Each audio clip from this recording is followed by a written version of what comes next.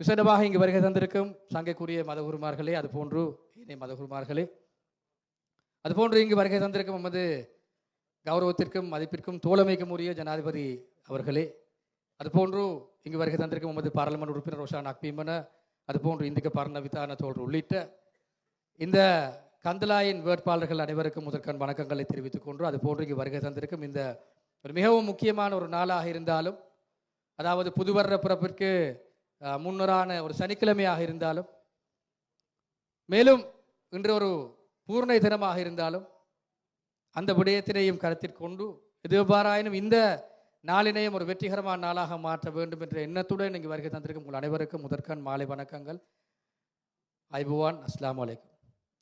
ஒரு மிகவும் ஒரு தீர்மானகரமான ஒரு காலப்பகுதியில் இந்த தேர்தல் வந்திருக்கின்றது. குறிப்பாக இந்த நாட்டில் ஒரு பாரிய ஒரு அரசியல் பரிணாமத்தை எதிர்பார்த்த வண்ணம் கடந்த ஜனாதிபதி தேர்தலாக இருக்கலாம், பாராளுமன்ற தேர்தலாக இருக்கலாம், இந்த இரண்டு தேர்தல்களிலும் மக்கள் தேசிய மக்கள் சக்திக்கு வாக்களித்தார்கள். அவர்கள் மக்களது அந்த வாக்குகளின் மூலமாக அதிகாரத்திற்கு வந்த தேசிய மக்கள் சக்தி மிகவும் வேகமாகவும் மிகவும் விவேகமாகவும் மிகவும் நுணுக்கமாகவும் இந்த மாற்றத்தினை தற்பொழுது சமூகமயப்படுத்தி கொண்டு வருகின்றது. குறிப்பாக இந்த நாட்டில் இடம்பெற்றுக் கொண்டிருக்கின்ற அரசியல் கலாச்சார மாற்றம் என்று பார்த்தோம் என்று சொன்னால் இது ஒரு சாதாரணமான விடயம் அல்ல. தற்பொழுது இந்த மாற்றமானது ஜனாதிபதி, பிரதமர், அமைச்சரவை, பாராளுமன்ற உறுப்பினர்கள் தொடக்கம் இந்த மாற்றமானது தற்பொழுது ஆரம்பிக்கப்பட்டிருக்கின்றது. இந்த மாற்றத்தினை பொறுத்துக் கொள்ள முடியாது ஒரு சில அரசியல் தலைமைகள், எதிர்கட்சி அரசியல் தலைமைகள் தேசிய மக்கள் சக்தியின் இந்த அரசாங்கத்திற்கு எதிராக மிகவும் மோசமான சேரபூசுதல்களை ஆரம்பித்திருக்கின்றார்கள்.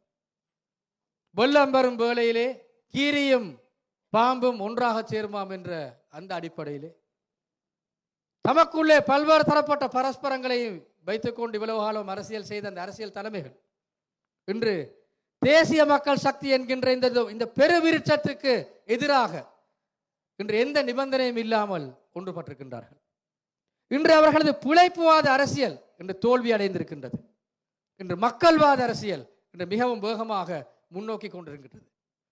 ஆக இந்த வேளையிலே நாங்கள் மக்களிடம் கேட்கும் விடயம், இந்த கடந்த தேர்தல்களில் இடம்பெற்ற இந்த அரசியல் பரிணாமத்தின் அடுத்த கட்ட நகர்வாக எதிர்வரும் 6ஆம் தேதி உள்ளூராட்சி சபை தேர்தல்களிலும் தேசிய மக்கள் சக்திக்கு ஒரு மிகவும் மகத்தான வெற்றியினை ஈட்டித் தருவதற்கு நீங்கள் அனைவரும் உறுதுணை புரிவீர்கள் என்கின்ற அந்த நம்பிக்கையும் அந்த எதிர்பார்ப்பும் எங்களிடம் இருக்கின்றது.